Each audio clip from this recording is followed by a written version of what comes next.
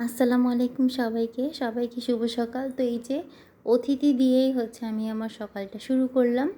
মানে একটা পাখি বসেছে আমার জানলায়। তো এরকমই প্রায়ই এরকম আসে আমার এখানে। তো আমার কিন্তু দেখতে খুবই ভালো লাগে। এই যে একবার আসে আবার যায়।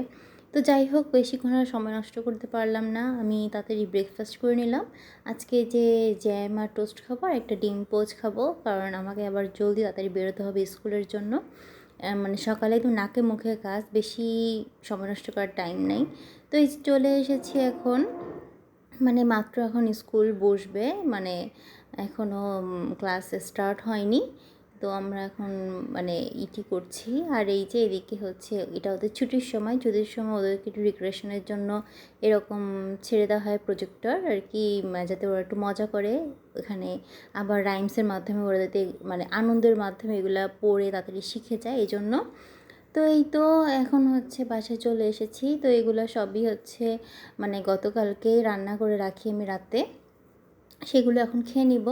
তো গতকালকে তো রান্না করেছিলাম আপনার কচু ভর্তা করেছিলাম চিংড়ি মাছ দিয়ে, সেটা একটু আছে। আর কই মাছ করছিলাম, সর্ষে কই।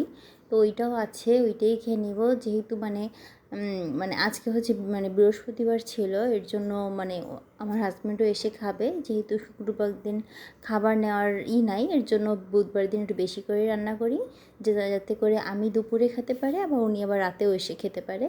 এই জন্য এই যে আমি একটা খাবো আর উনি একটা এসে খাবে, এভাবেই আর কি প্ল্যান করে করা। তো যাই হোক এই যে এখন খেয়ে নিব। আর মানে বাসি খাবার খেতে আসলে ভালো লাগে না, কিন্তু আসলে কিছু করার নেই, যেহেতু জব থেকে এসে তো আর করা যায় না রান্না সেই মুহূর্তে, এই জন্য আগেই রাত্রে করে রেখে দিতে হয়।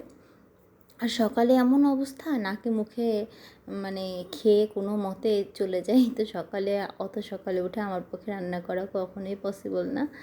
আর এই যে তারপর বিকালের দিকে একটু ফালুদা খাচ্ছিলাম আইসক্রিম দিয়ে।